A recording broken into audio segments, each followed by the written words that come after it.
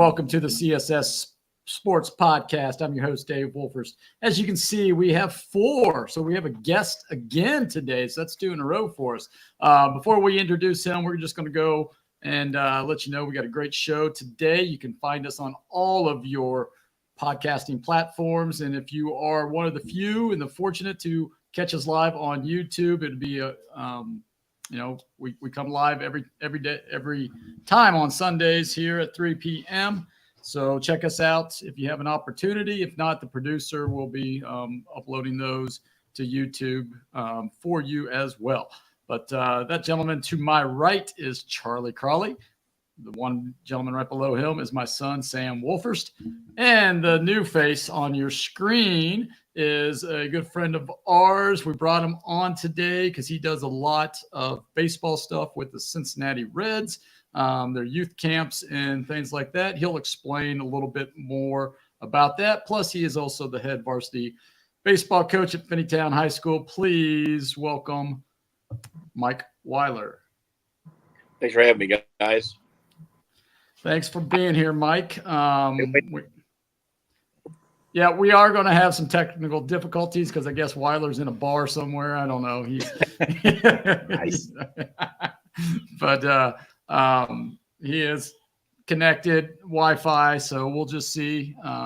May have to repeat ourselves a little bit, but that's okay. It's not the first time we've done that, and it probably won't be the last either. So, Mike, why don't you go ahead and tell everybody a little bit about how you got connected with the Reds and what you're doing with them as well. Gotcha.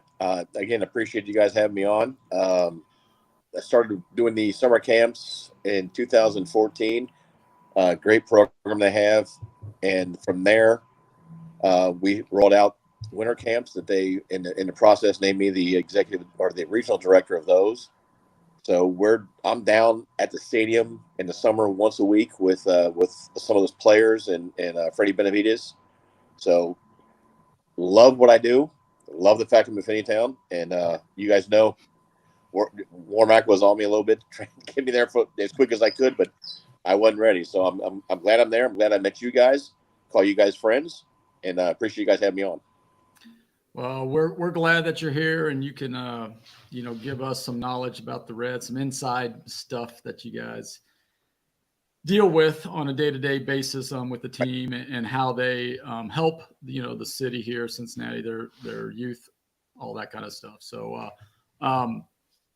as you can tell, we are going to be talking Reds baseball. That's going to be our topic of the week. But as we go around the horn here with our the week that was, let's dive into the Bearcats. They went, looks like 1-2 on the week. They lost to Houston by 5, lost to Iowa State by 7, but they go down and defeat UCF by 2, 76-74. Up next for them, they got Oklahoma State, and then TCU. Thoughts on the week or the week and a half that was? So that game against Iowa State, that was the one that I saw this week, and I won't get those 2 hours of my life back. It was brutal. I mean, it literally looked like Finneytown's freshman team was the point guard. The freshman team might have had more success running an offense than the 2 guards that would be impressive. Wes Miller was trotting out there. Because we have no freshman team. Well, all right then. The JV. There you go. Because, there was one point where they had more turnovers than minutes played in the game. And I think they finished with like 26 or 27 turnovers on the game. And, that was just ridiculous when you're not a good shooting team to begin with. So you need maximum shots. Just maximum shots, crash the offensive glass, because that's how you win ball games. But to turn it over that many times that's terrible in my opinion. That's things that non-NCAA tournament teams do, is turn the ball over that many times. At home. Yeah. Well, at this point, for whatever reason, UC is a better road team than they are home team. And if you look at their Big 12, they've got better wins on the road than they do playing at home. I mean, UCF now, they got that road win. Texas Tech, great road win, kind of thing. So I don't know what's going on at home with them. They got to, because they got some winnable, they call them winnable home games coming up. Oklahoma State, Kansas State, West Virginia, still at home. Those are all bottom back Big 12 teams. They got to win those games. I mean, there's no ifs, ands, or buts because they've got the tougher games on the road. But yeah, what Sam was saying, I watched it as well. I was ready to throw something to the TV. It was tough to watch. It was like, Iowa State's defense is known to be very, very good. But there were times when like UC would just go down and just hand the ball. Like literally it was just like, here you go. And then Iowa State would take it down. I think they had, what was it, like 30 points off of the turnovers too. And Iowa State only won by whatever. Well, I think they had won by 8 or 9 or 7 or whatever. But so again, it just continues this, and then they go to UCF, which I had thought was going to be a loss. UCF out for revenge for losing that game here, and UC goes and beats them. It's like, what the heck? They just gonna, So it's just this until they can get consistent performances from these guys. Daniel Skillings is better, and Newman and Bandago had a good game yesterday, I guess. I didn't watch it, but just reading about it and stuff, sounded like he had a really good game.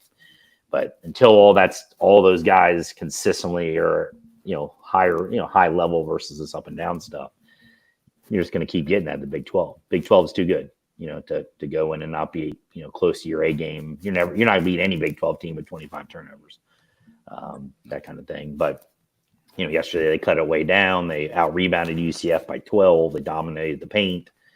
I'm hoping that the takeaway, the turnovers, yes, but the other takeaway is Iowa State's just really good.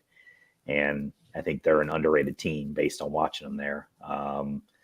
So I think the tournament first whatever you call it, the tournament standings came out yesterday, and Iowa State was a 3 seed.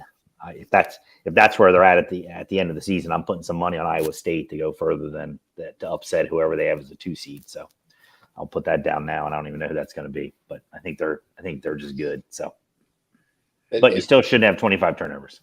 Right.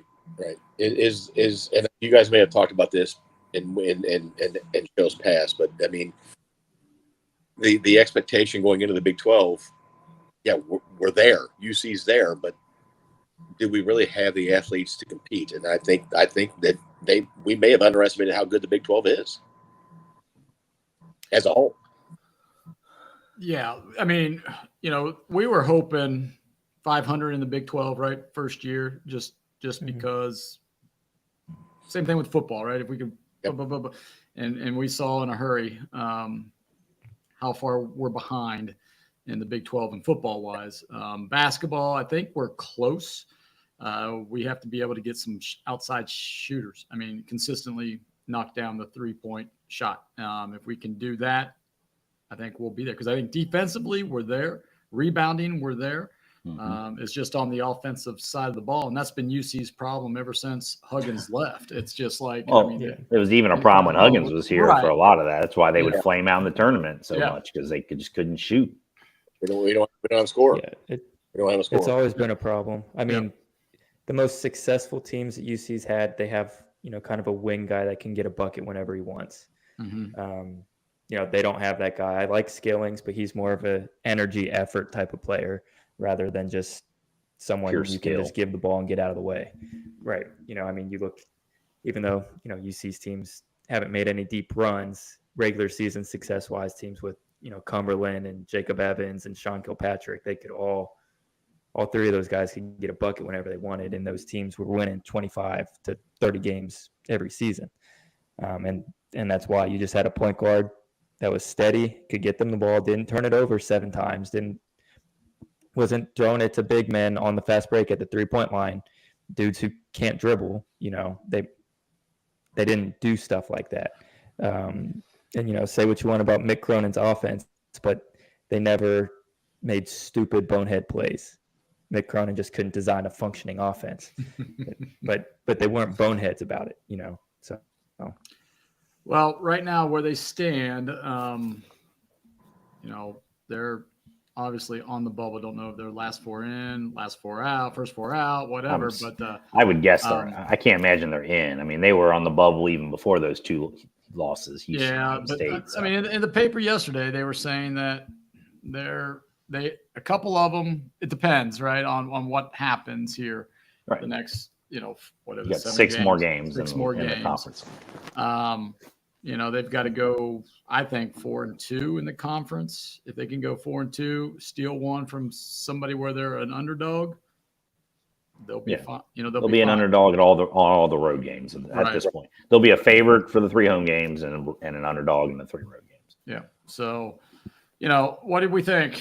We think they're in or out of the tournament right now. I mean, season and now they're out. They're out. Yeah, they're out. Yep. I'm thinking their letters they should be looking at is the NIT.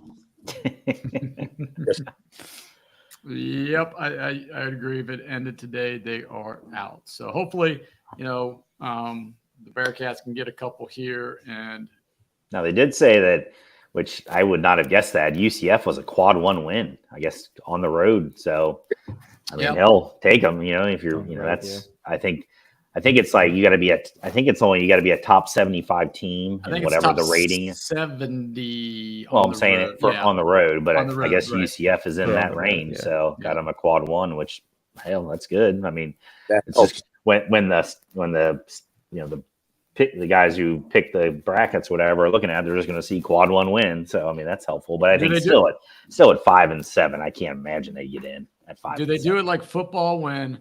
They say, hey, they beat the number 3 team in the nation, and then all of a sudden, 7 weeks later, they're like not even ranked, and they don't even count that. I don't think it changes. I don't think the quad thing changes. Okay, not like football where they skew it.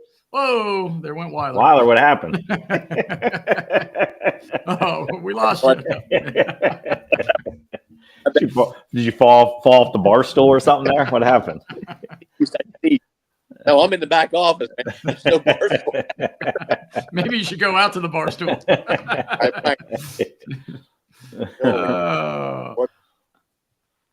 All right, let's move on to the other hoops team in town, the Northern Kentucky. Yeah. Miami Redhawks. Miami. The Redhawks here, who's going for a MAC championship. But no, we'll talk about Xavier. They beat Nova to start the week, 56-53. And then they lost to Creighton, which 78-71. I actually watched a little bit of that game. And I mean, they had them there in the first half. And then Creighton went on a big run at the end of the half. And they just couldn't get over that hump. And then went to Seton Hall and just laid an egg at Seton Hall, 88-70.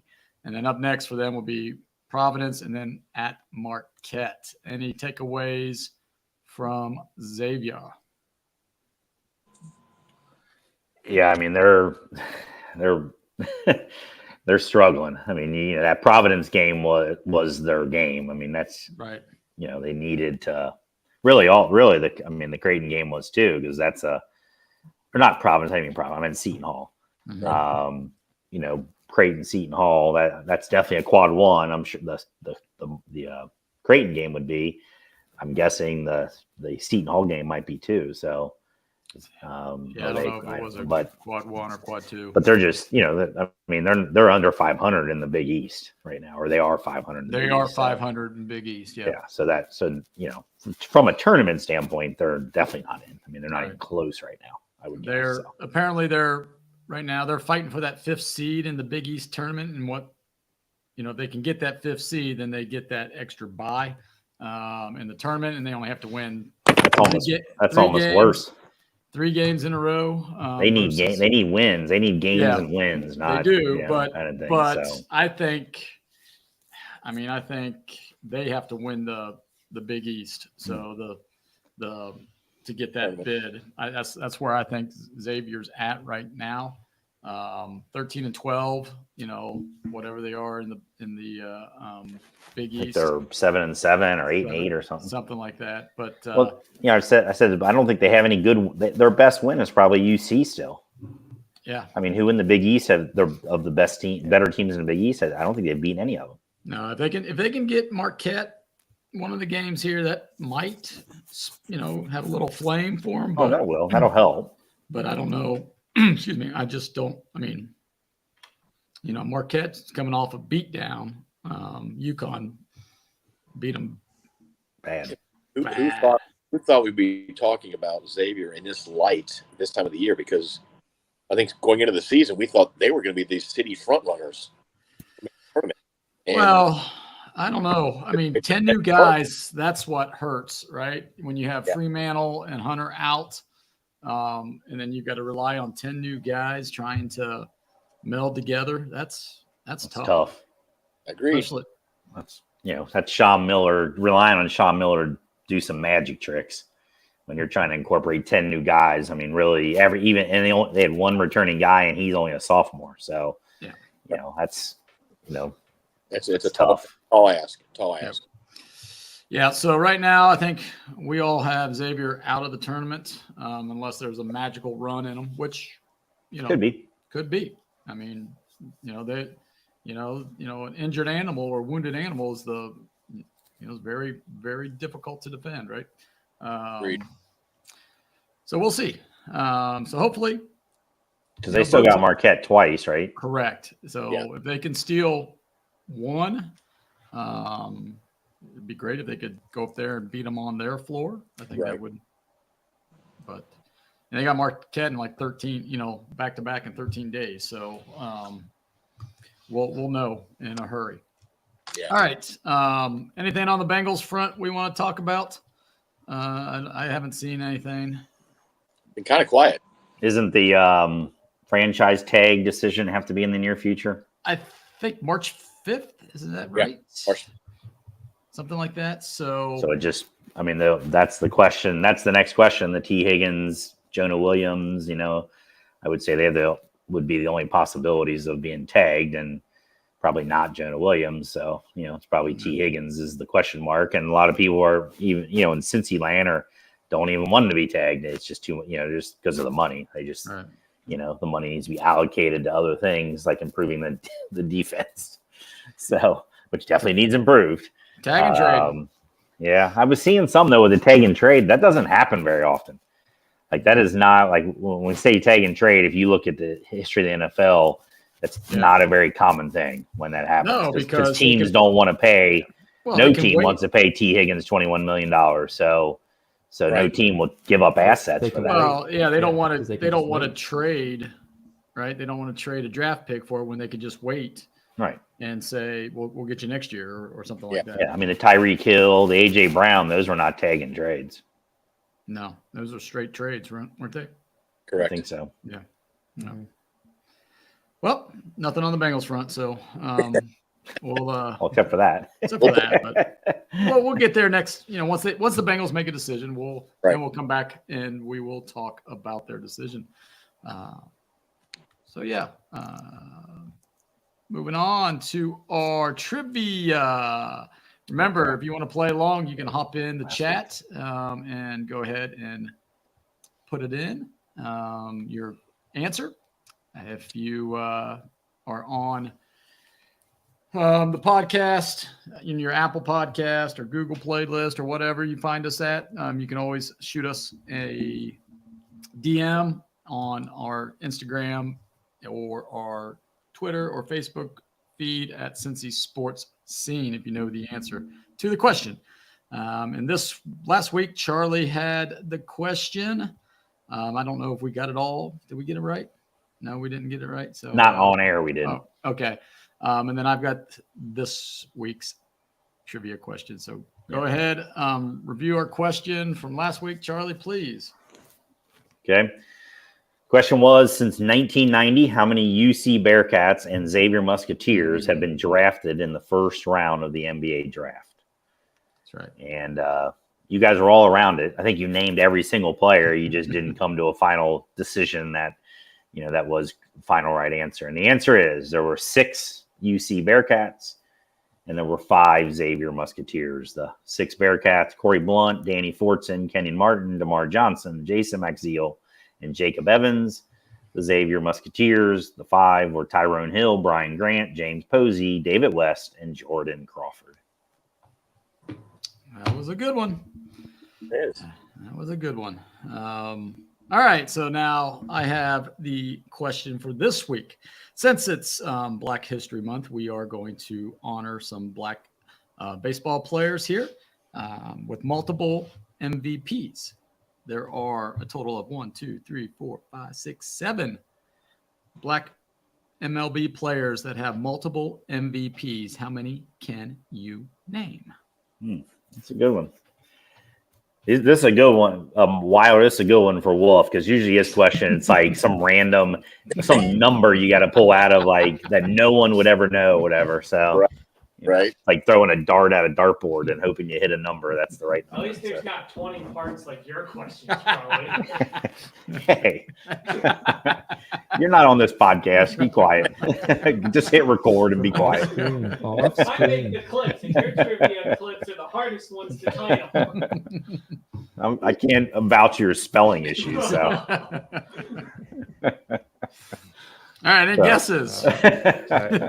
Frank Robinson.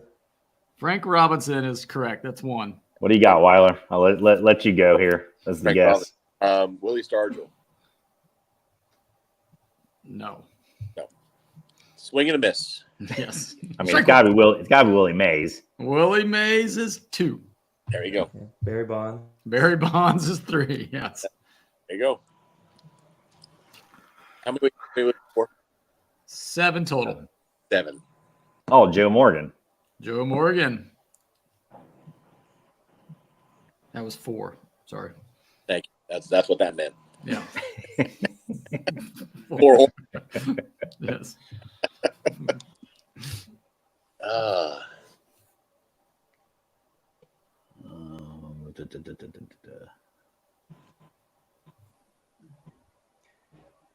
I am drawing a blank on Is there any pitchers or is it all field players? All field players. Okay.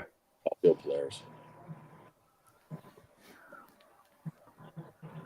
What about Willie McCovey? No, but that's a very good guess. Hank Aaron? No. Yeah, that's a really good guess. You would That's a think he really- would have to. Yeah. All right. Top five player in the history, and he's only got Right. one. Does he even have one? Hank Got Aaron? one. Yeah, I think he has one. Okay, but still, you would think he'd have 2. You would think, but Yeah. always somebody better. Always I have. keep going. Oh no, he's Hispanic. You were thinking the same thing I was, Charlie. I was thinking Pujols, but So there you go. definitely Hispanic. I was thinking Clemente, but Nope. again, Hispanic. Well, we got 3 left. We have 3 left. Yes. Darryl Strawberry, he didn't have 2, did he? No. I'm sure these are obvious too. I mean, they got 2 MVPs. They got to be really good players. I would say 2 of the 3 are pretty obvious. The third one, you might have to. It might be a deep cut. Eric Jeter. No. Oh, Mookie Betts. Nope. No? Okay. I thought he had maybe got his second one with Dodgers or something.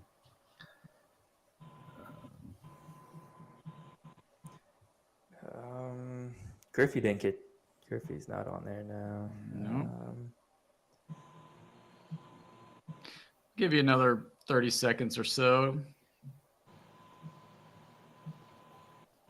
I mean, Ozzie Smith wouldn't be like catchers or anything I could think of. Oh, Wolf just gave a look. Maybe there's a catcher. He's an African-American catcher that we're not thinking of.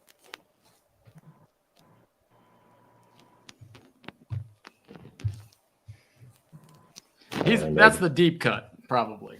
The catcher is probably a deep cut. So Catcher. I mean, What about? yeah, you're couldn't do covering, that. you're covering your mics there. Who was Carl. first base? Jackie Robinson didn't win 2, did he? Nope. Okay. And he probably didn't win 1. Did Ryan Howard win 2? Nope. Oh, that's a good. Yeah, he did win 1 for sure, though. Yes, he won did. 1, yeah. Yeah, that was a good one.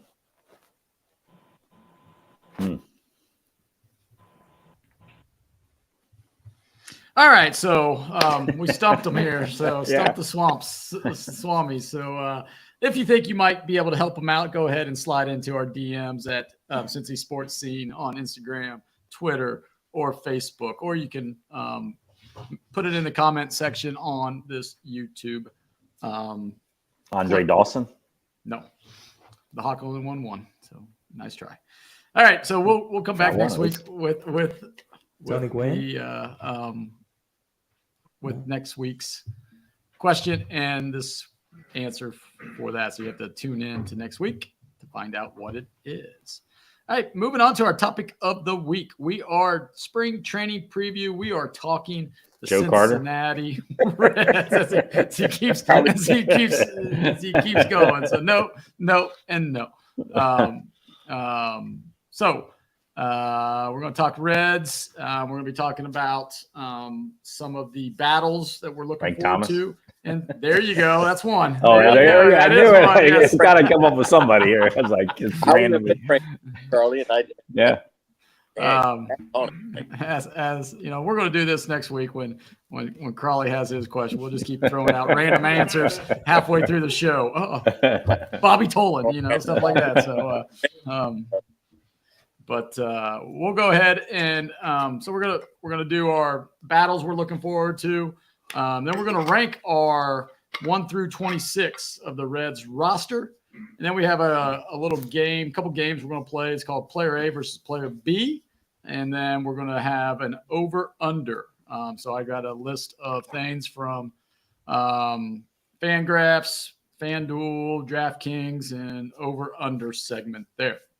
So let's talk about position battles that were – what are we wanting to see here in spring training? What are we – is there any battles that you're looking at, or – what do you want to happen in spring training? So we'll go with Weiler first, since he's our guest here. So unless you need time to think about it, Weiler, then we can go around the horn.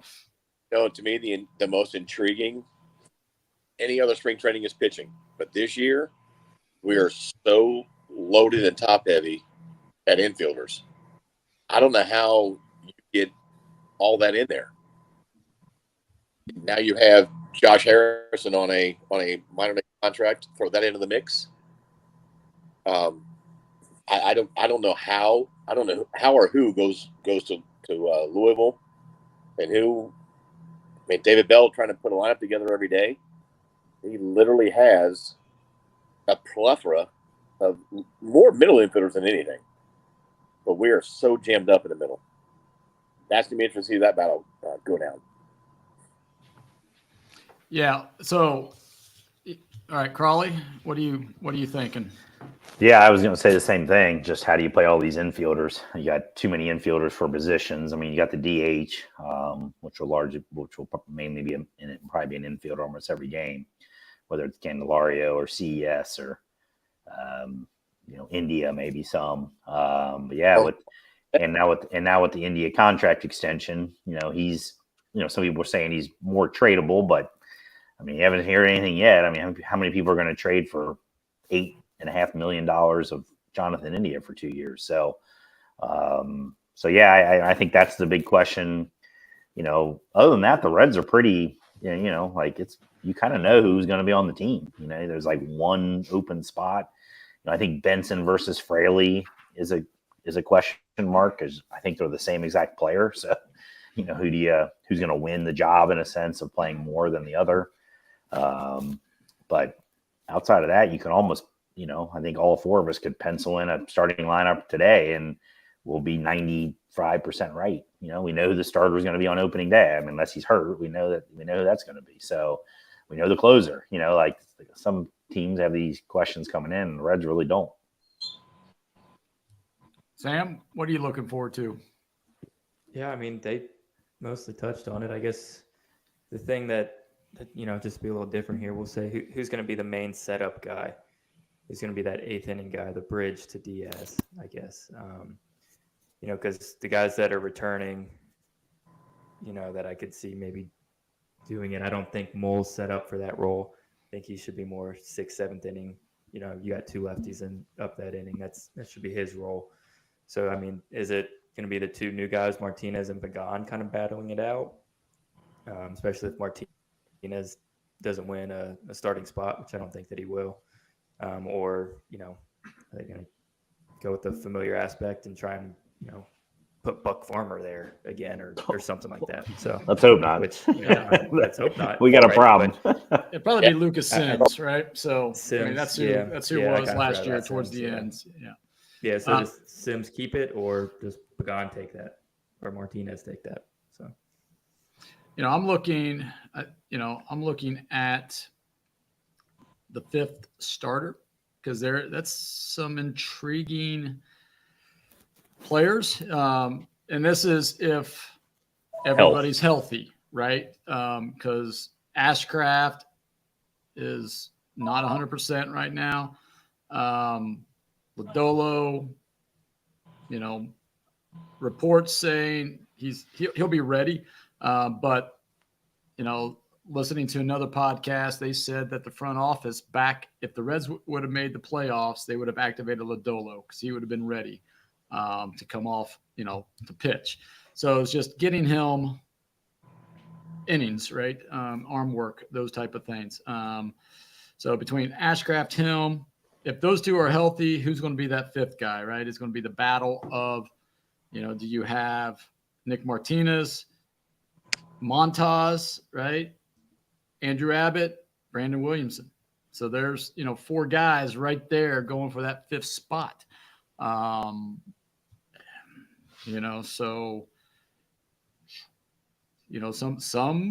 could start out down in AAA. I don't know. So that's what I'm looking for. Who's going to emerge as the fifth starter for this team? Because if Andrew Abbott's the fifth starter, then I like our rotation a lot. I mean, Dave, who do you have as the fourth? Who do I have as the fourth? It would be it has to be one of those guys too. Yeah, it would probably be one of those. Yeah, Yeah, so probably be Abbott. Sorry. Yeah, Abbott was the fourth. You're fine. Yeah, You're fine. yeah. I was thinking that. So it would have been. Well, really, probably Montez would be the fourth. I mean, just right. Either way, you're still talking that fourth and fifth spot, and it's right. It's wide open. Yeah, so that's that's the one thing that, and then who's going to be the right-handed outfielder against left-handed pitching? Is it going to be India in left and Steer in right? Is it going to be CES out there plotting out there in right field? Is Stewie going to make the team? He'd be out there. Unfortunately, he probably will. Is Barrero, going to be making the team? Yeah. I think Barrero starts in Louisville. He can't. He's out of options. Out of options. Him and Stewie are both out of options. Clear waivers. Yeah. If he clears waivers, he could. But right. Yeah. But I think somebody's going to snatch him up. Clear waivers. Yeah, they are clear waivers. But Fairchild would probably clear waivers. Fairchild probably would clear waivers. Would. But would he go back? I would. I guess he could elect free agency, but yeah.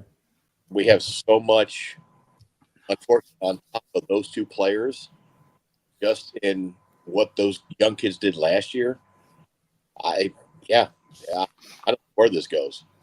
Well, what's interesting, here we're going to get to our rankings here in just a second, but our manager is probably, I called him the mad scientist last week, but I think I got a new nickname for the one and only, our leader, true leader, David Tinkerbell, right? Because he's going to be tinkering with the lineup so much. It's Tinkerbell right here, So I think he will be, and as I said last week, and Wiley, you're a baseball coach, you can chime in, but moving guys from playing shortstop to third or second to left, those kind of things, if they know they're doing that, they can adjust and they can be okay. But moving them from being the leadoff hitter down to the eighth hitter or the second hitter down to the seventh hitter, I think that plays more into their psyche than moving them positions. What do you think? 100%. I mean, once you start doing that, you are now getting that. Guys, some guys can handle that. All these young kids can't. I mean, they've been that kid their entire career up here, and now suddenly you're going to move them down here. And you've had guys like Tucker Barnhart kind of played his way out of here because he got dropped down so far, and he didn't produce. And it does mess with the psyche. Moving positions, that's not a big deal in my opinion. I mean, the rule of thumb used to be you walk in the clubhouse, make sure your name's on that starting lineup on that card, and you go do your job.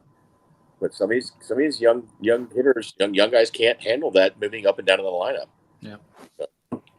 And I know Mr. Tinkerbell with his analytics, he's he likes to play matchups, likes to play, hey, it's a left-handed pitcher, so we're moving guys down and boom, boom, boom. So yeah.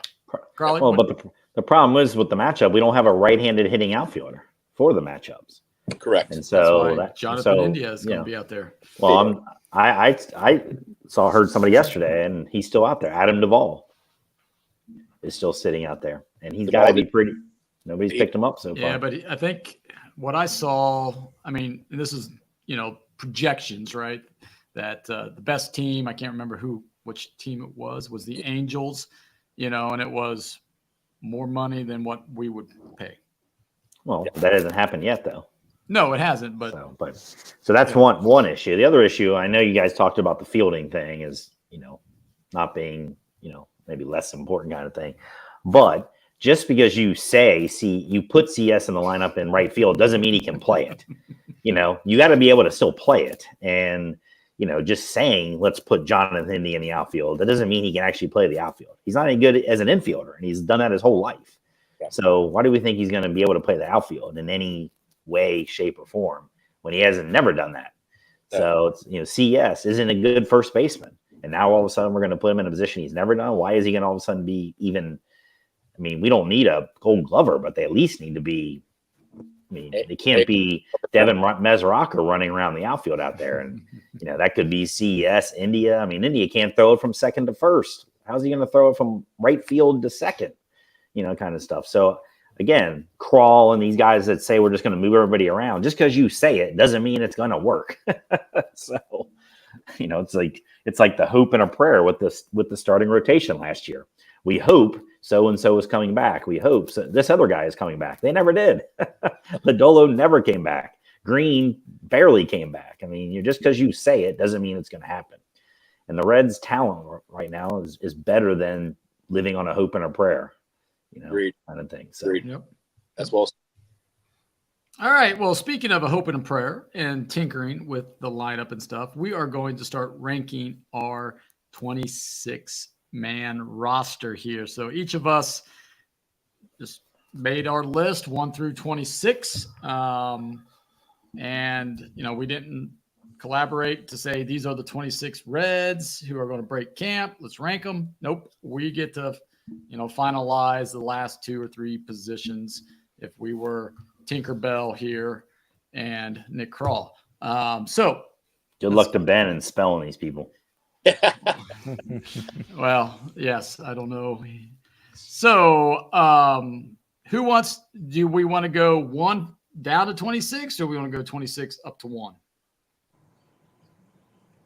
I think there's probably more intrigue 1 through 26 just because those last 5 guys might be bubble guys, right? Those last 5 guys were just flip coins too. Yeah, they might be on somebody else's roster by the time the season starts. All right, so Weiler, who is your number 1 Red? My number 1, and it was going to be debatable and questionable, but it's got to be Matt McClain. Him being out of that starting lineup, that offense went nowhere. He is like that juggernaut. I mean, came up in early May last year, and that offense rolled with him. So I'm throwing him in there first. All right. Sam, who do you got? I had Matt McClain as well. Yeah, I thought Nice. he was our best hitter from start to finish last year, most consistent. And I think he'll be able to pick right up where he left off. I don't see any reason why he shouldn't be an all-star if he's healthy. because Mookie Betts is playing second base for the Dodgers. That's why he's not going to be an all-star. Well, they take 3 second basemen, so. Yeah, valid point. Mm-hmm. Crawley, who do you got? So this was tough. I talked to you a couple of days ago about this. Like, there's the best Reds don't have much of a track record, like I think is the rookies from last year. So it's like, how much do you weigh potential versus the little bit of track record they do? So I ended up weighing potential a little bit more on this. And so I put Ellie De La Cruz number 1 because the ceiling is so high.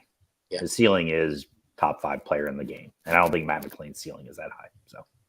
Yeah, and that was my debate, and I was like, okay, all right. If Ellie lives up to potential this year, if he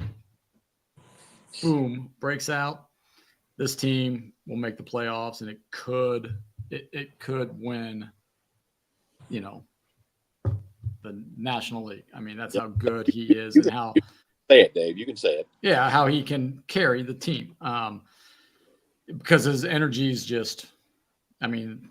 That stadium is electric when he's doing stuff. So yeah, I had him at number 1 as well. All right, let's go down to number 2. So let's go with Sam. You start now. Who's your number 2? Number 2 is where I had Ellie. Just that potential factor that you guys said. I mean, there's a chance that he pops and is in the MVP conversation. Yep. But there's still a chance where he's, still a little raw, and you're still all right. I don't want to say disappointing, but just kind of okay. He's got room to grow next year, where we're really going to be looking for him. Right. Our biggest concern, top end potential. Yeah. Our biggest concern is the sophomore slumps with McLean, Ellie. Yeah. Those the guys, whole team. The whole team. Andrew Abbott. Right. I mean, right. A lot of sophomores. Right. Yeah. But the one good thing is that they went through almost 3/4 of a season last year. So now they have that idea of what to expect. They can push through it. And I think, just coming to spring training when they all reported ahead of time, that bodes so much better for the Reds than just showing up the day of. So, right. All right, Crawley, who do you got? Number 2. I have Matt McLean. So he's, of the players, he's got the best, the rookies, especially the talent, got the track record. So if it was a stock, he's a much safer stock than Ellie De La Cruz is. He just doesn't have the highest payoff potential ceiling with the stock. So I went with McLean as number 2. Well, I went a different route. I went Hunter Green. I think, if he can stay healthy, he has the potential to be obviously the ace of the staff, but he could be one of the aces Major League Baseball. I mean, his stuff is great. And if he can get through a whole season without being injured and take that next step, he's already the leader of the pitching staff. So if he can take that next step, he could be almost Tiger Woods-ish, right? As far as his stuff and things he can do. So who was my number 2? Mike? I got Ellie at number 2. So I literally, honestly, 1 and 2, agreeing with Sam and Charlie, it could have been McLean or De La Cruz in that 1 and 2 position. One above the other one, it's a toss up. But I think that's our core going forward. Those 2 right there. Yep. All right, our number 3, Crawley. Who do you got? 3, I went Spencer Steer. Do everything consistent. He's never going to be. He could be an all-star, but he's never going to be an all-star.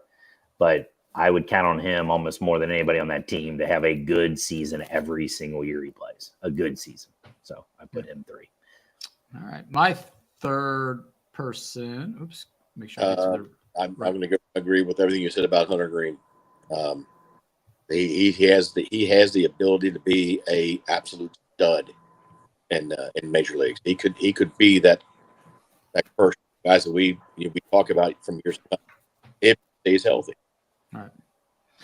I had Matt McLean as my 3rd. So I had Sam.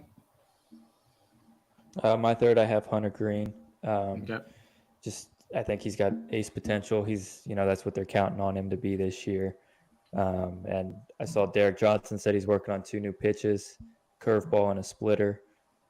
So, I mean, gosh, if he could if develop he can that develop splitter, a splitter, ooh, watch that out. would be Forward. huge. Yeah.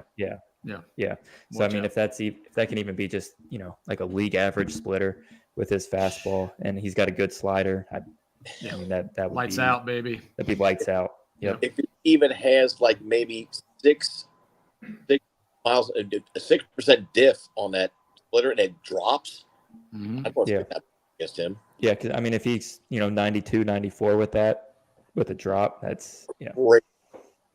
All right, let's move on. My fourth one, I have Spencer Steer. So, I mean, I don't need to go recap everything we've said, so we'll just, if there's somebody and I'll new, just say my fourth is Hunter Green. Just so Okay. I don't need to Get say that anymore. So who do you have, Weiler? We'll round it out. Spencer Steer. That's Okay. Again. There's 4 that are solid. Yep. Sam? I had Alexis Diaz here. Wow. He's gonna have to hold down. I mean, there's gonna be plenty of games where he's coming in. It's a 1-run game, and he's just gonna have to hold it down.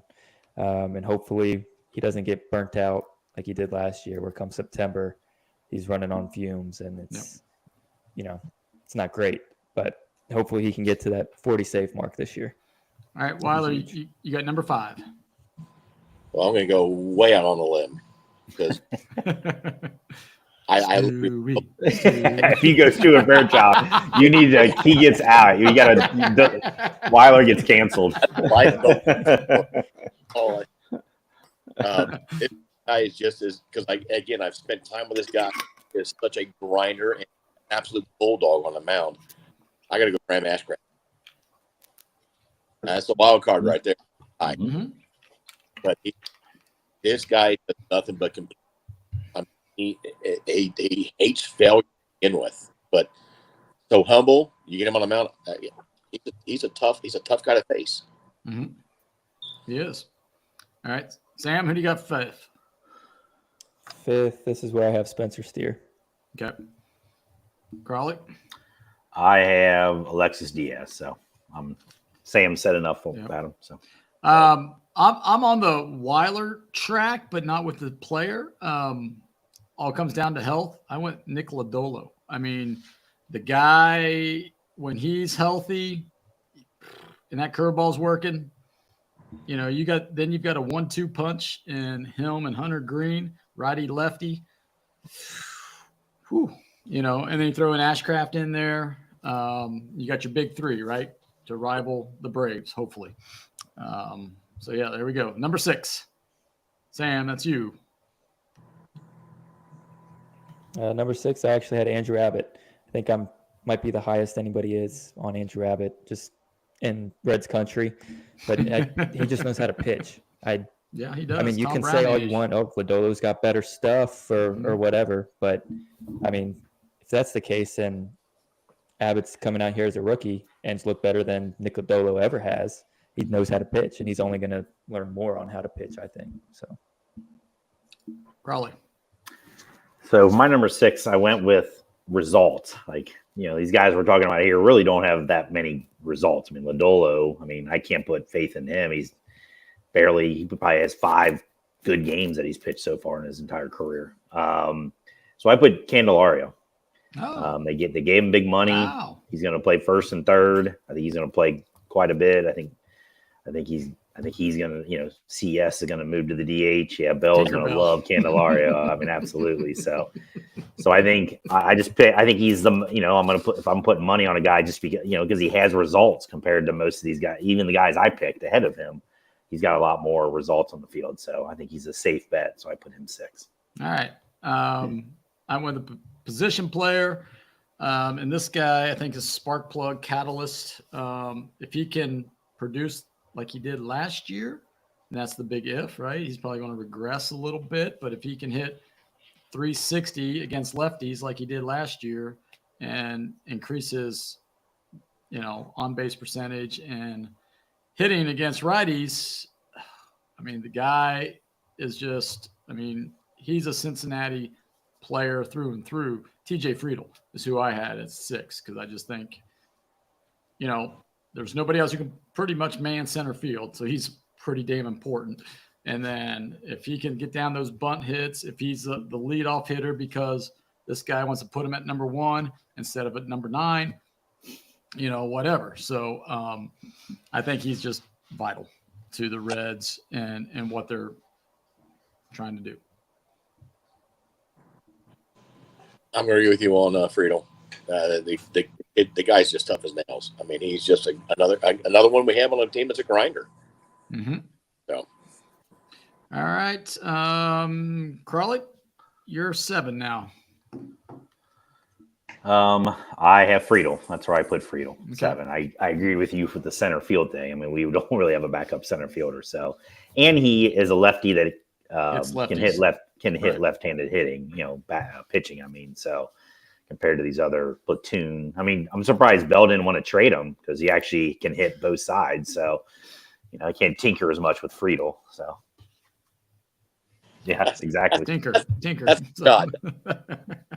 Yes, it was. Yeah. All right, my number 7, Alexis Diaz. So, I mean, I think he's where he's at. Number 7 will be going to piggyback on what you guys talked about with Lodolo. If we can keep him healthy, you're right. That's 1, 2, 3 with Hunter Green, Lodolo, and Ashcraft. It's just to start with those 3. Again, if Lodolo can stay healthy, tough. That's tough right there. 3-game series. Suddenly, you're staring at that, going, "How do we win?" Right. All right, Crawley, you got number. Did we get Sam 7? My 7's Candelario. Oh, Candelario. Okay, I thought he started this thing. I said Charlie started that. Okay. All right, so it's my turn. Number 8. I had Candelario at 8. So there we go. Piggyback on that with Candelario. Okay. Wild card, and again, if these young kids get in slumps, now we can put him in the corner and let him ride it out a little bit. Yep. I think it's going to be a little pressure relief for this sophomore jinx that we know is coming. Mm-hmm. Sam? This is where I have Lodolo in the 8 spot. So Crawley? healthy Nick Lodolo. I have. This is the first time this guy's been mentioned, and this is the opposite of what I said about Candelario, who I'm picking for results. I'm picking this guy because I will predict, this is my prediction, that he's going to be the best Red sophomore of any of them eventually. Marte. I think Noelvi Marte, when it comes down to it, is going to be the best one of all those guys. I think he's better than Steer from a talent standpoint, so he's going to be above him, and he's not going to have the Ellie De La Cruz craziness, and he's better than McLean talent-wise too. And he's not going to have this craziness that I think we're going to have with Ellie a lot. So I think Marte eventually will be the best hitter on that team. So I'm going to put him at 8, even though he's the youngest. So, or the youngest in experience. Yep. All right, number 9, Weiler, you start us off here. That's where I got Diaz. I mean, he, hopefully this year he has a lot more chances to save games. He doesn't run out of gas. I mean, there's a lot of times. You're right. You're right. But that's because Tinkerbell was putting them in too many pressure situations. Exactly. Tinkerbell was putting him in situations we didn't put him in at. Right. I think he was overused. So yeah. All right. Let's keep rolling. Number 9, Sam. TJ Friedel. That's where I got Friedel. Crawley. So I think he's one of the only dudes that you can just pencil in every single day, and you know exactly where he's playing. He's not moving positions. He's not moving spots in the lineup. Oh, he's moving spots in the lineup. Well, because you got this guy. This guy in charge. He is moving spots. He will not be in the same spot. He should, but yeah. But he will be moving Valid spots. Point. All right, Crawley, who you got? I kind of went on the Sam side on this with this one. I went Abbott for number 9, so he's my second pitcher after Green, or second starter, I should say, because I said Diaz too. So. I like Abbott. I just think he knows how to pitch. He doesn't have the injury issues, at least so far, cross your fingers, that the other guys do. We can count on him. I mean, he was gassed last year, and he still was out there, throwing innings and getting us through games. So I have Abbott at number 9. Yep. This was a coin flip for me between 9 and 10. And I just went with probably more ceiling than floor. I went with Graham Ashcraft because I think that guy, when he was on, his earn run average was under 2, and they couldn't hit him hard. They couldn't barrel him up. And that's who I went with at number 9. So we go to Sam for 10. Number 10, a little controversial, but this guy, he's the best leadoff hitter on the team, in my opinion. And he's the leader of the team, on my opinion. That's Jonathan India. Good choice. Yep. I like Jonathan. Crawley, you're 10. 10. I'm with a guy we haven't said, or he hasn't been ranked yet. I put CES at number 10. I think he has the power ability of the best power on the team. I'm hoping he's Pete Alonso in the making. So I don't know if he'll be the first baseman or just a DH, but he'll be the number 4. He'll be the number. Oh God. He'll be the number. Yeah. He'll be the number 4 hitter, and you'll just leave him there because he's just going to be blasting balls all over the place in a Great American Small Park. So I got CES at number 10. I had my other pitcher. I had Andrew Abbott at 10. That was the toss up between him and Ashcraft. Injuries, but I just went with ceiling versus floor. I think, like you guys said, Abbott knows how to pitch. You know what you're going to get from Abbott. It's just whether or not he can consistently do that over the entire course of a season, which I think he will be able to. So he's my 10th best red. Weiler, who's your 10th? This may be controversial as well, but I think the ceiling on this guy, and he's kind of proven late last year how valuable he was. I got Will Benson at 10. He, hands down, he's probably in time. I think he may be the best outfielder we got. If he can hit left-handed pitchers. Precisely. If he gets the opportunity, Tinkerbell. Yes. Right now he might, because I don't know who else he's gonna give those at bats to. So. Oh, he'll find somebody. Well, Benson and Fraley are the same player right now. Right. So. Pretty much. So, all right. Number 11, Crawley. Number 11. Now I'm getting to my pitchers. Okay. So I've only said a couple of them. Another guy that hasn't been said, maybe I just value this guy more than anyone, which obviously I do. Because I put him in front of a lot of the guys you guys have already said. I put Nick Martinez 11. I think he's going to play a valuable role. He can start, he can swing, he can pitch any inning at this point. He likes versatility. Yeah, exactly. So he's going to be calling him. He might pitch 150 times in the season the way that Bell uses the bullpen. So I got Martinez. You're paying him $26 million over 2 years. He better be at least number 11 on this team. So there's another way I thought of it. All right, my number 11 is Jonathan India, just because the captain. All right, Weiler, let's. ECS. CES, good. Sam, who was your 11th? Graham Ashcraft. Graham Ashcraft. All right. Am I 12? Yep. So, or Crawley, you go 12. I go 12, right? Yeah, I think you are. Yeah, it's my 12. I had CES 12. So, I think. Let me see. Hold on. I got the wrong thing up. Yes, I did. Sorry. My 12th. I had for the next one. Tyler Stevenson. I had Tyler as 12 because I think if he can bounce back, catching 120 games, and if he can hit 275 like he's capable of, 20 plus bombs, 20, 30 doubles, you don't want Luke Malley taking at bats away from Tyler Stevenson if you can help it. Right. So. Right.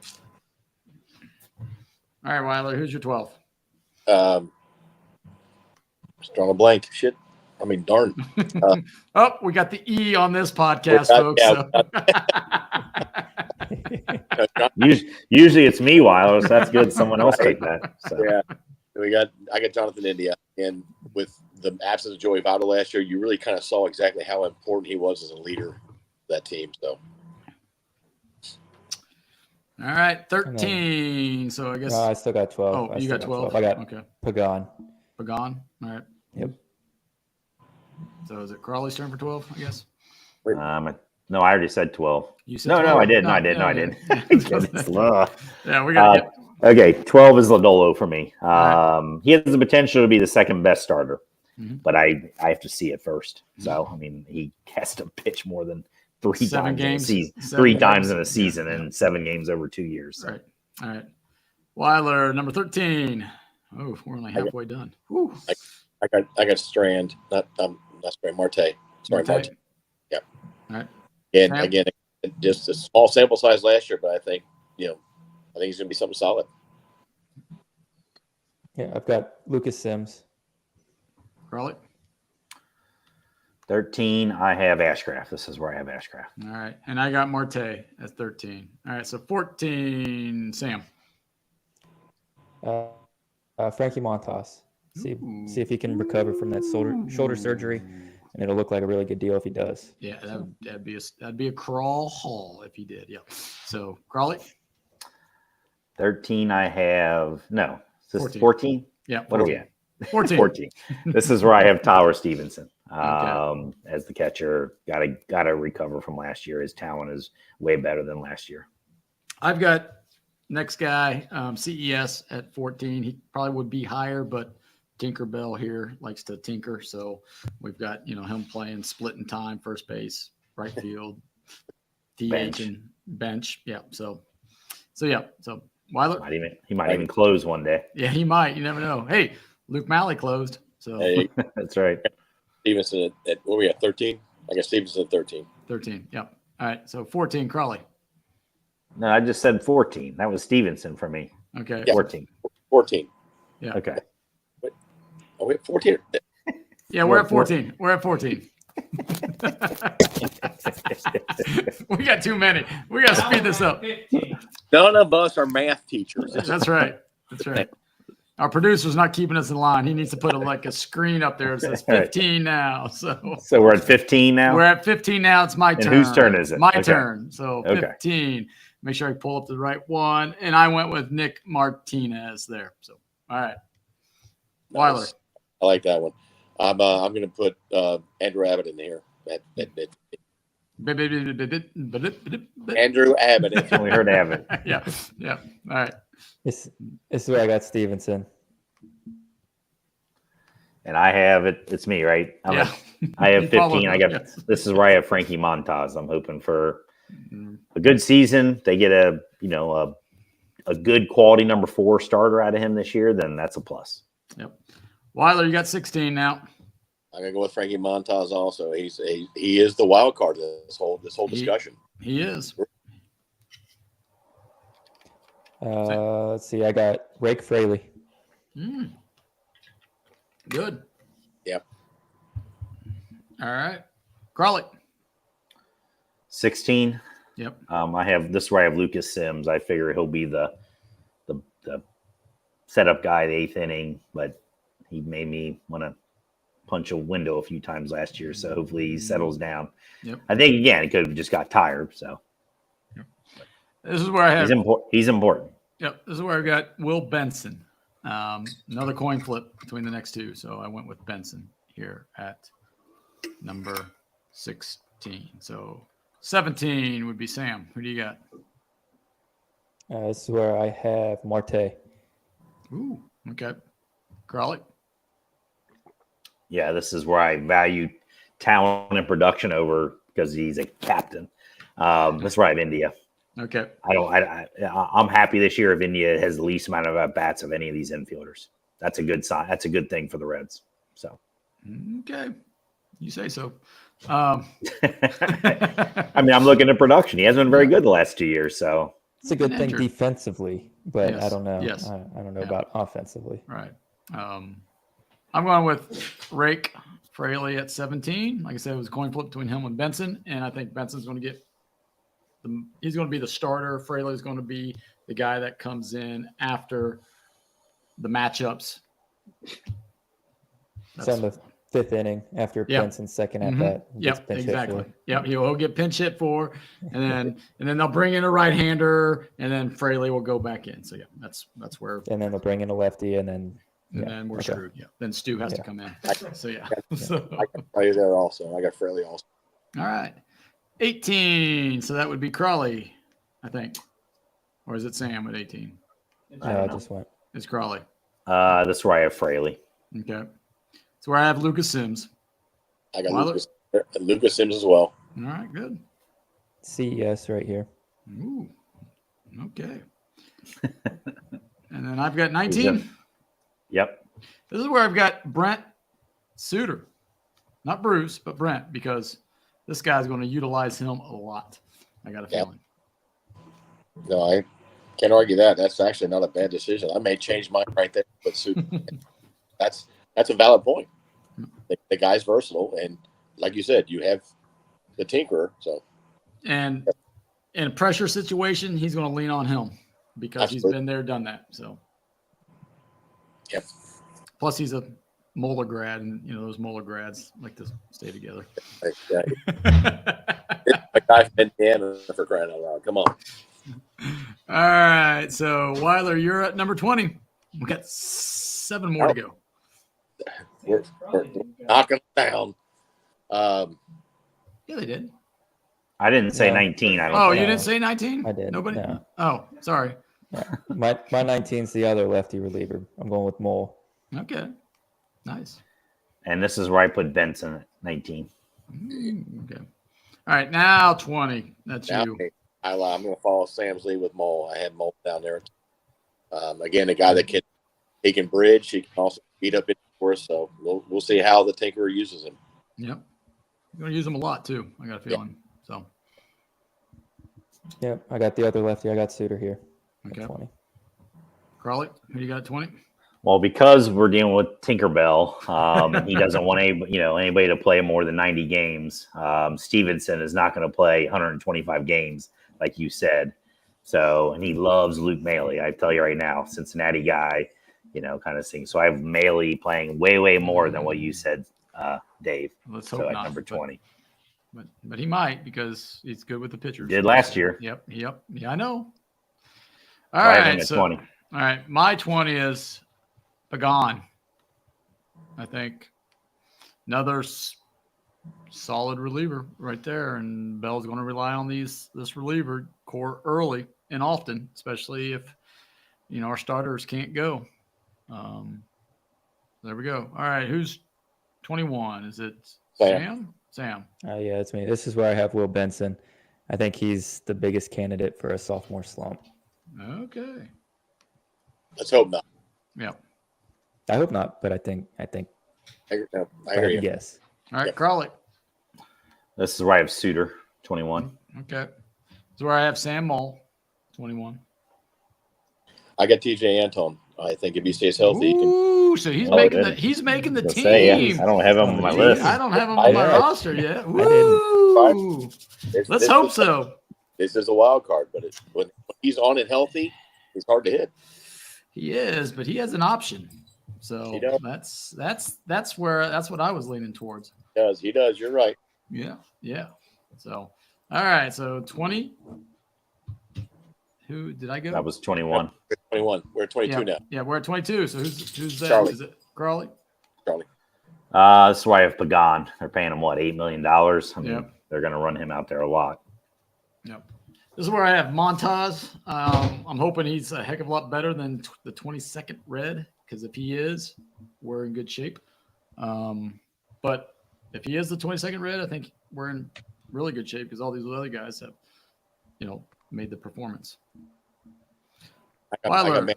got Melly here, and again, I think it's a nice combination with him and Stevenson. Again, don't want him taking too many bats away from Stevenson, but yeah. All right. This is where I've got Nick Martinez. 23. Ooh, you got Martinez making the roster, huh? No, Oh, Nick no. Martinez. Oh, not Nick Nick Martinez. Martini. I was thinking you were Yeah, saying Nick- Nick Martini. No. Oh, wow.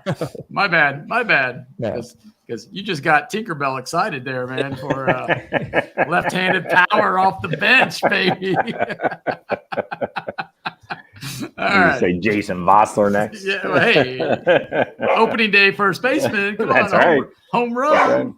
He led the team after the first 2 weeks. Mm-hmm.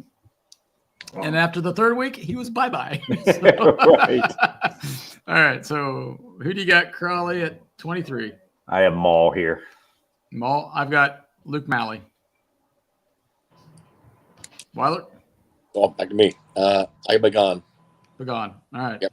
Now comes the fun part, 24, 25, and 26. Who you got? Sam didn't go yet. Sam, did you go? I have Jabot as my 23. At your 23. Jabot. Okay.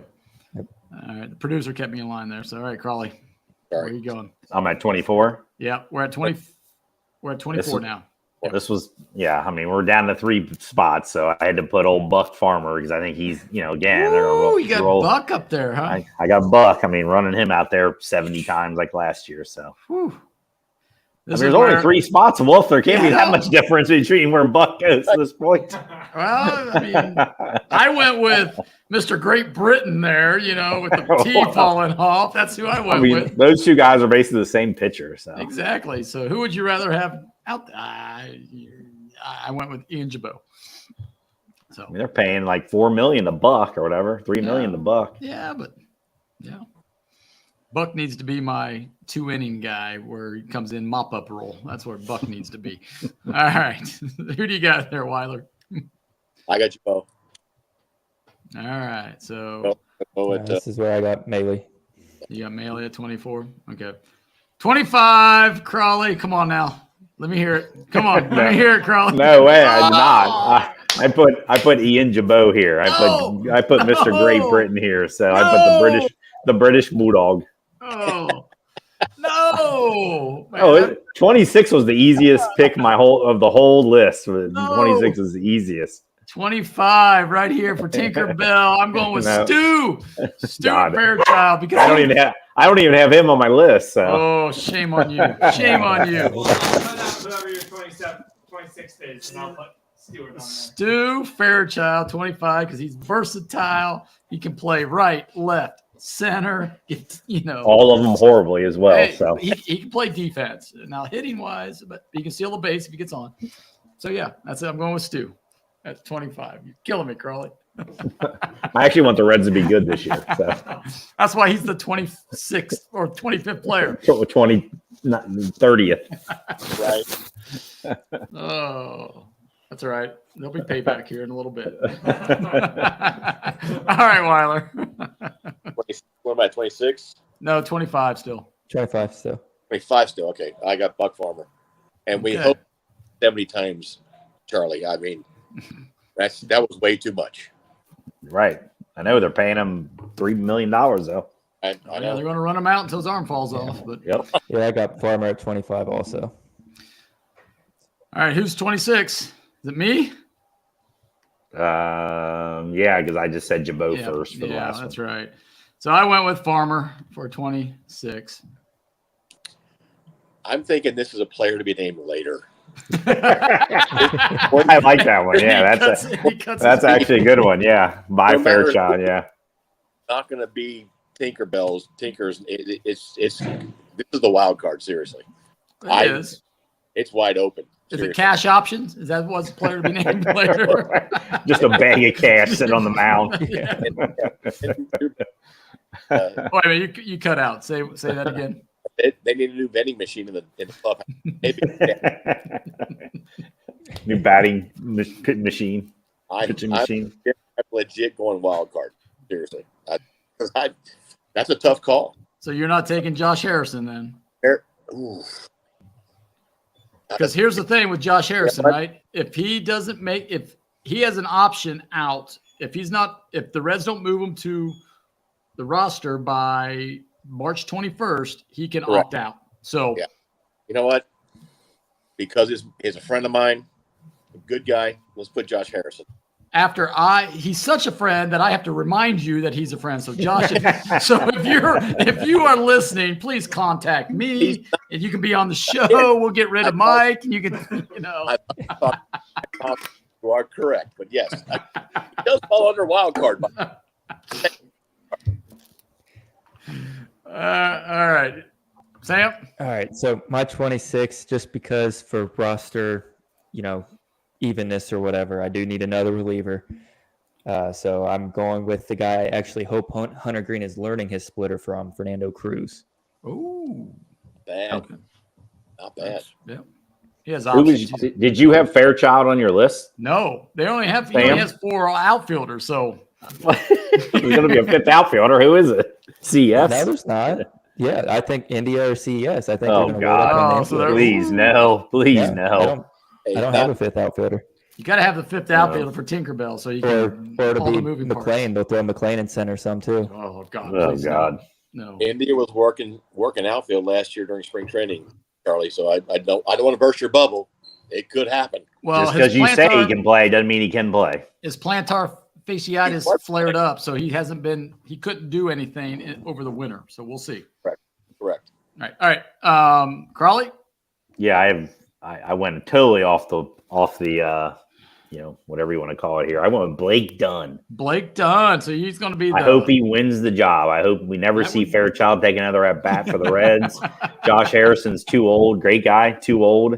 And who's the other person that we care about? Do we have any care about with this? But I think it's it. So Blake Dunn, hopefully younger guy, MVP of the minor leagues last year. Has got just has little. Hopefully it's him. That's my guess. My hope. So you guys are only carrying 7 relievers? No, I got 8. You got 8? Yeah. Because Nick Martinez goes down as a reliever. Yeah, he's a reliever for me. Yeah. Well, right. I have him as a reliever. Okay. You got like 9 relievers? Maybe I do. Maybe I did my math wrong. Hold on. I have 8 relievers. Yeah, on mine. All right. Yep. I might have missed one with all the. Oh yeah, I do have 9. So let's get rid of Fernando Cruz. Yeah, that's what I was saying. Let's go with Josh Harrison. All right. Yeah. I did my math wrong. You're off the show. You got to go with Stu. You need a 5th outfielder. Still, He did. He said Josh Harrison. Every position. Josh Harrison. Except for first base. Yes, they'll put Harrison will be the emergency catcher. He'll play. He'll line up everywhere. I bet. Don't give him any more ammunition. All righty. All right. Well, hopefully you enjoyed that as much as we did. We've still got a couple more things to go here. So, Oh God. yes, I know. We've got player A versus player B. Who you taking? The producer is going to share a screen here in a second. So go ahead. Here it comes up. Come on. All right. Here we go. No, go back a slide. Go back a slide. Yeah. There we go. Player A, player B right here. A bit of a delay. Yeah, it was a lot of delay. So who are you taking? So it could be they're all Reds players, whether they are past or current Reds players. Okay. So let's go to slide 1 here. Player A versus player B. Player A, 245 average, 305 on base, and a 354 and 539 plate appearances. Or you're going to take player B at 265, 314, and 368 and more plate appearances. Is this one season or is this their career? This is over Like one season. Yeah, like one season. Like it was spread out because they never had that in one whole season. So this is like projected over one season. Weiler, where'd you go? So To the bar? These are projections. Well, no. This is what it is. Just go with it. Okay. Well, Well, I based go on that- player B. Every single one of those numbers. Is right. better. So, Yeah, I go player I don't B know. too. All right. So Crawley. You didn't put any hits, home runs, RBIs, nothing. No, nothing like that. Yeah. Just this is it. All right. Yeah, So player B. Those numbers are all better. Weiler. Player B. All right. I'm not going to say because I know I did this obviously. So let's go ahead, producer. Who do we got? Player B. Newman. Come on. So there you go. So all you guys who wanted Josh Harrison on your 26 man, you could have kept Kevin Newman for less money. Blah, blah, blah. There you go. But again, and you But get was the that tinker. was that Kevin Newman's stats from last year? No, it was projected. It was like his stats from last year over X amount of time. Yes. Okay. So Kevin Newman, Crawley, we can go back. I didn't have Josh Harrison. I had Lake Dunn. I know you did, I but I'm saying, but last year you just said Kevin Newman should not be on this team. Well, neither of those two players on the screen right now should be hopefully are on the team. So All right, so here we go. Next one, number 2. 228, 321, 388 out of 249, or 218, 295, and this is actual. All right, so there's no projections or anything like that. So, who are you taking? I'm going to say based on the last screen, I'm going to go with player B just because because I'm going to like player B better than A. So I don't think you are, Charlie. All right, who do you got, Weiler? Yeah. player B is probably Fairchild, I'm guessing. I'm going to go A. Pray it works out. You're going A. Yeah. You're going A. I'm going A also. All right, I'm going A. show us. Oh, Joey Votto or Jose Barrero. I'm right in this one. Joe Yes, Votto's you- not even on a team right now. Right. He's not playing. But So, you know, at least he's Barrero's still got a out there. chance. He's Yeah, still out there. So Barrero's at least on a roster. Yep. So there you go. All right. Number 3. 255. This is for the career. As you can see, the word career. All right. 255, 356, 419, or 243, 325, or 414. I wish we had some other numbers here too. No. I mean, We're not the analytics guy here, man. We're going old school. Yes. But this is more Average. analytical than putting home runs and RBIs. Well, that's all This- right. It's this not all about on-base home runs and percentage. RBIs. This is like But buying that can help separate. this is like Wolf's trivia questions usually are. So Yeah. I think we're all going to go The player A. numbers Is are someone A. going to say something? Who would take B over A if based on this? I'm going A. Everybody's going A. All right. Yeah. All right. Shows. There you go, Crawley. So you got to shift your lineup around. Just Candelaria, you had him like 6. So if you, I did, but if you take India, okay, just look, have producer pull out the last 2 seasons and use those stats. Those numbers are different. not much. Not much. So I mean, Jonathan India wasn't anywhere close to 26 doubles last year, or whatever. there was no doubles on there. So Well, I know, but as Sam said, there's other important stats. yes, So. there are. Rookie of the year, no rookie of the year. So, all right, player 4. Here we go. This is pitcher now. So a 3.33 earn run average, WHIP, and then strikeout to walk ratio. So that's what it is. So it's ERA, WHIP, strikeout to walk ratio. Oh, I'm going B. You're going B? I'm going B. I'm going B. Ooh. Yeah, the whip is way better. 1.1 whip. That ERA is too many different factors. Yeah, that's true. Take that whip all Okay. day. I have a feeling player B is Hunter Green, so I'm going to go B. Ian Jabot versus Buck Farmer. Y'all I mean- Buck Farmer fans. I had Yeah. Buck Farmer ahead of Jabot. Yeah, you did. You did. So you're true to your Right. to your character. All right, next one. The last one here. So there we go. Earn run average, whip. Man, Those are too close. Those are close, but yeah, That strikeout ratio is a little bit better. I'd go A, but I'm probably going to go B. going B. All right. B looks like Abbott. So thinking. Who are you taking, Weiler? I had B. Sorry, You I have thought B? All right. Bad. Crawley? I'll go A just for fun. All right, let's go.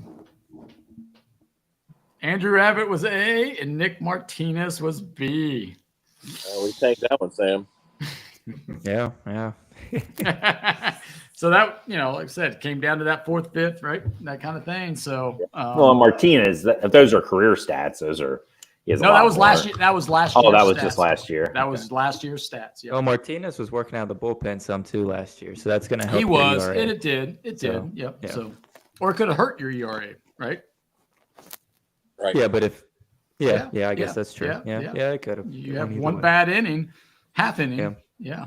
So, all right. So we got one more game to play. It's called Reds Over Under. So what I am going to do is read some stuff to you. The producer's going to write down, and then we'll, after this season, we'll reconvene with these same four guys and see who was right. So, so the first 10 are all pitching related, and then the next 10 are, I think it's next 10. Yeah, the next 11 or 12 are all batting Reds related. So get your thinking caps on, and here we go. So the first one, since we love Andrew Abbott so much, over under 143 innings pitched for Andrew Abbott this year. And let me pull it up. Last year, he had a total of 109 and a third innings pitched. That was just big league innings, though. Big league innings, yes. Okay. So, I got some sun coming in on the back here. You can't see me, which might be okay. That's all right. All right, so do you have, so let's go Weiler, over or under for Andrew Abbott, 143 innings? Under. Under. Ooh, oh, okay. Sam. I'm going over. Crawley. I'll go over because my guess is minors and majors. He had over 143. Yep. I'm going over as well. Got that, producer? Yep. All right. Next one. Hunter Green. Over, under 163 strikeouts. Over. So Over, let me over, see. over. Hunter Green had last year, he had 152 strikeouts. Yeah. Like I said, You went over, Sam? Over. Crawley? Over. I'm going to go over because I'm hoping the Reds are good this year and they need that. So I'm going to go over and hoping he's healthy. That's the only Right. reason If why. he Yep. makes 24 starts, he's going over. Yep. So Over and healthy. Yep. There we go. All right. So we're unanimous there. The next one we have Nick Martinez, since you all loved him so much over Andrew Abbott. Over or under ERA of 4.04. And Martinez had combined ERA last year of 3.43. His career was 4.31. I'm going to go way under 4 point, whatever you just said. Yeah. 4.04. Yeah. Under. You're going under. Under means better, right? Like Yes, better than that. Yes, Okay. yes, better than Yes. that, yes. I hope it's under, but he's going to pitch half his games maybe in GA small park here, right? Because he was in San Diego, big ballpark. Yeah, but isn't he the sinker ball pitcher? Or was that Pagan? I think no. Pagan's the opposite. Pagan's the risky one Okay. who gave up tons of home runs last year. But his Martinez earned is a run, ground ball pitcher. but his earned run average is way lower. But I'm going to go under as well. Under. under. Okay. Next one. Let's see here. Where's it at? I lost it.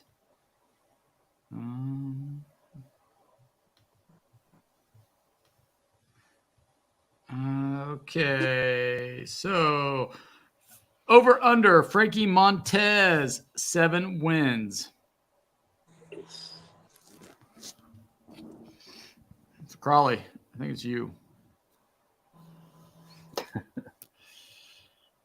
Am I going there?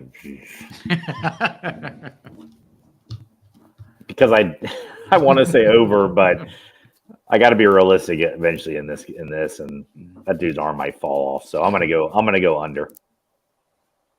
Man, I might go push. I might say he has 7 exactly.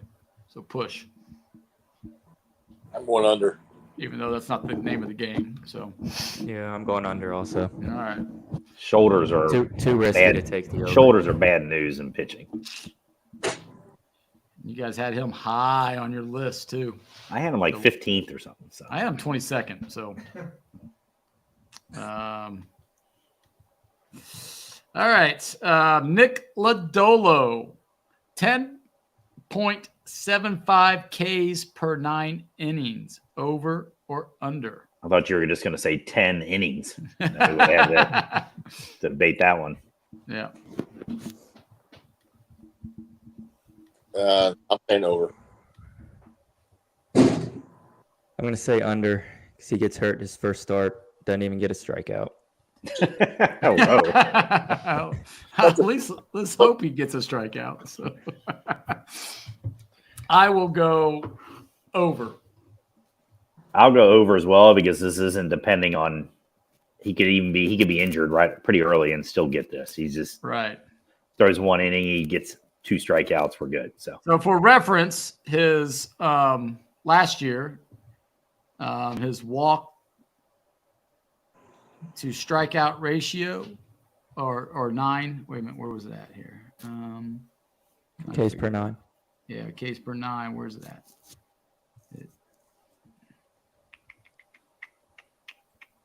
Trying to find it.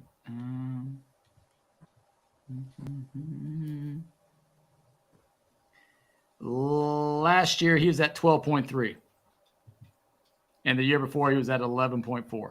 So he's at 11.6 for his career. So yeah, because he's done exactly what Crawley said. He gets 2 strikeouts in an inning, and then he's out. All right, the next one. Alexis Diaz, over or under 35 saves. And let's see how many saves he had last year. Anybody know? He had 37 last year. He had 37 last year. And to be Fangraphs had him at 32 saves. And what do you want to call it? Baseball America had him at 16, whatever that means. So I'm going over. His saves, I think he gets over 40. Over. yeah, I'll go over. I'm optimistic for the Reds this year. So he's the closer. So I'm going to go over. yeah, I got to go over as well, just because, if I think I think Tinkerbell here will be utilizing the other guys to save Diaz for closing situations. All right, our next over-under. We've got Brent Suter in over or under in 55 games. Well, that's What? over. You're going over? Over. Yep. You over. can name any reliever in that number, and I'm going over. Okay, let's take a look here at his career totals here, right? That's That not. doesn't matter. He never had David Bell as a manager. Yeah, that doesn't matter. That is true. Yeah, Craig At a Counsell, minimum, he's though. pitching every other game, so that's 80 appearances. Right. So last year he had 57 games. Right. And that's in Colorado. Yeah. So everybody's saying over 55 Over. games? Yep. Yep. That's probably a safe bet there. I would. All right. Our next one, Sam Mole, over 60 2/3 of an inning. Over. Ooh, so you're saying he's getting in Those at are the least two 60. lefties. Yep. So you're Like I said, each one of them is going to pitch every other game. Over. if Alex Young makes the roster, you never know. They're not going to have 3 lefty relievers. Only way it doesn't happen is with injuries. I'm going to go younger. I'm Younger, gonna go younger was Sam Mole. I'm gonna go under because I think he's got some little injury issue right now. He does I don't have think an injury. I don't know injury he's issue, going to be yes. on the opening day roster or the active roster at the beginning. He's got some. He had surgery on his shoulder, I think it was. So I'm going to go under. And he's like a week and a half behind, is what they're saying right now. So he may not make. I'm still going over. That means Alex Young will make the roster. I'm going to go under, just because I think with Suter,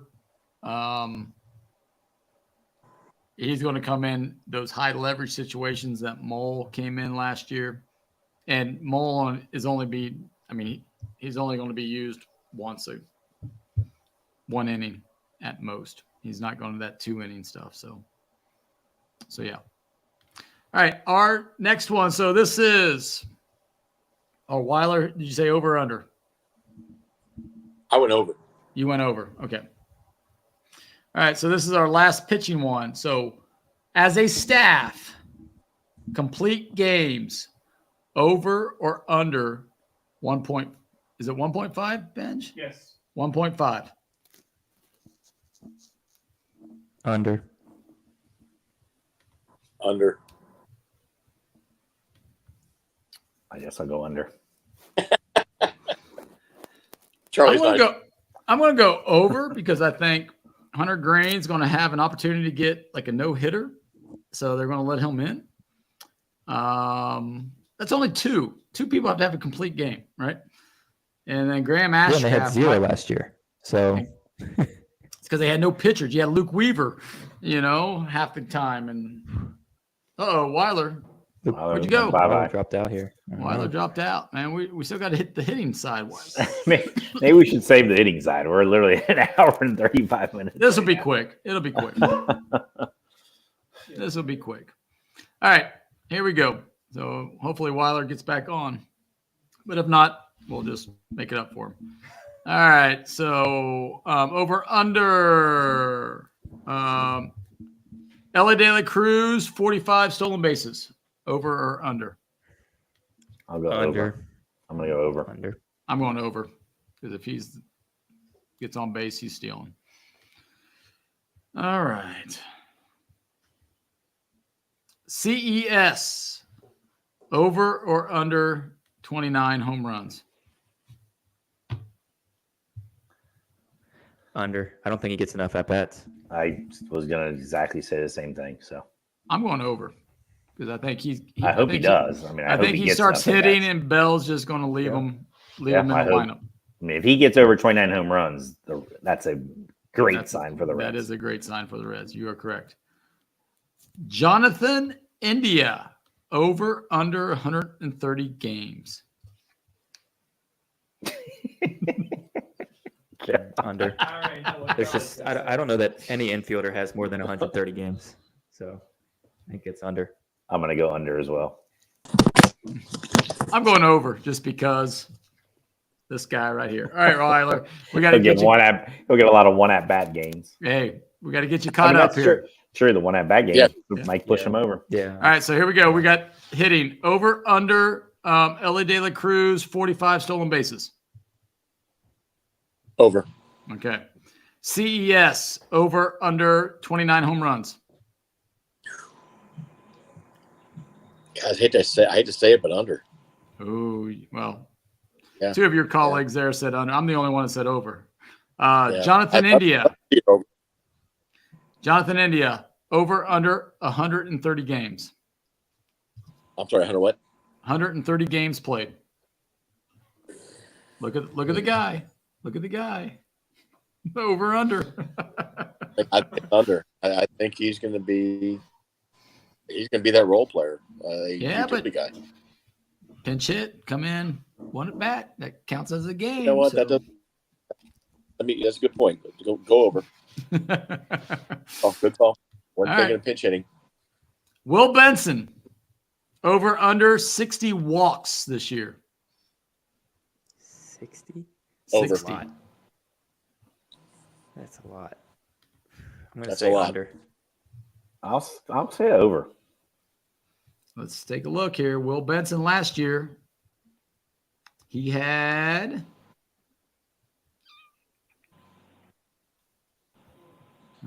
What did he have? I don't know. He had 40 last year. It all depends on at bats for him. Right, If he gets right. enough at bats, I think he'll be over. I'm going under. So, all right. Everybody got theirs? Spencer Steer. Over under .460 slugging.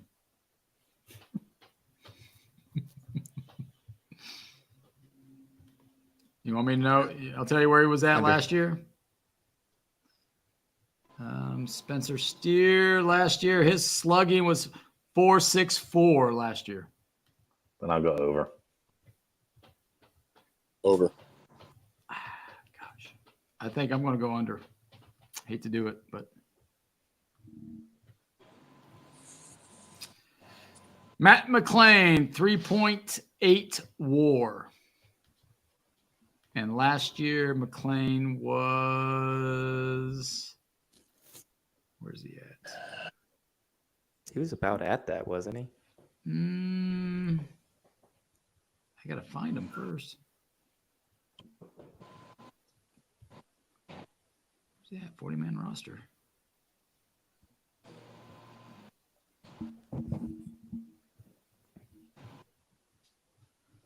Where is he at?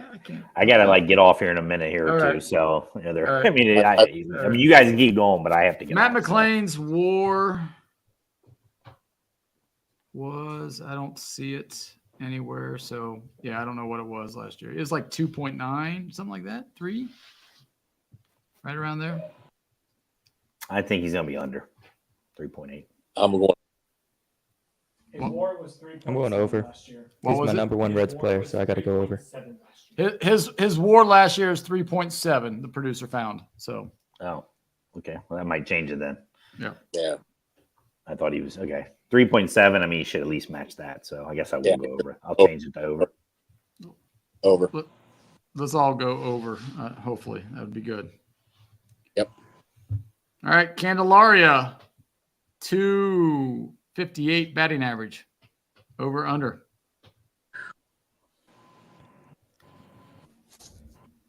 I'll say under. I think he's going to try and hit too many home runs. I'm going to go under. Limited playing time, I think, if everything goes well with these young kids. I'll go over. Limited playing time might actually help him in terms of batting average. So I think he'll be over. I just think those, I think he'll be over. All right. Tyler Stevenson, over under 55 RBIs.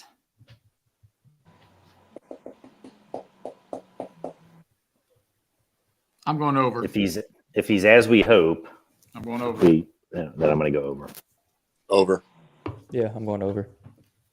You know, because he'd probably be the 7-8 hole hitter in this lineup. A lot of opportunities there, driving some runs. So Should be. All right, here we go. Novelli Marte, over under 133 games played. That's 3 more than India.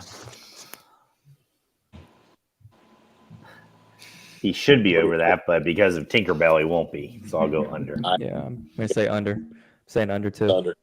I'm going over. I think he gets more than that. If he's healthy, because I know he's going to miss the first week of spring training there with his hamstring. So if he's healthy, I think he'll go. So, All right.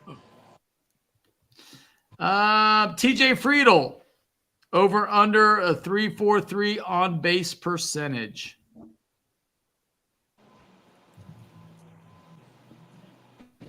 Over. I'll go over. I think he might regress a little bit, so that's where I'm going to go under. Hope not, but. And our last one. This is DraftKings and FanDuel's. Reds win totals over under 82.5. Over. Over. I'm going to go over as well. Me too. Over. So, because we were 82 and 80 last year, and I think we're just so much better. So, all right. Well, hopefully those of you that sticked around for this hour and 45 minutes show, we appreciate that because it is long. We had that rankings. But we really do appreciate you sticking around. Next week's show should be another fun one where we're going to build a NFL team by using one player from each team, plus a kicker, a punter, a head coach, an offense coordinator, defense coordinator, the stadium, the fans, the logo, uniforms, and owner from each team. So we have to come up with 32 people that we are going to use there. So until next week, for Sam, Crawley, and our special guest, Mike, we really appreciate him coming on. This is Dave. Hopefully you enjoyed it. Tune in next week. Till then, take care, everybody. Take care. Hey, guys. Yep. Thanks again.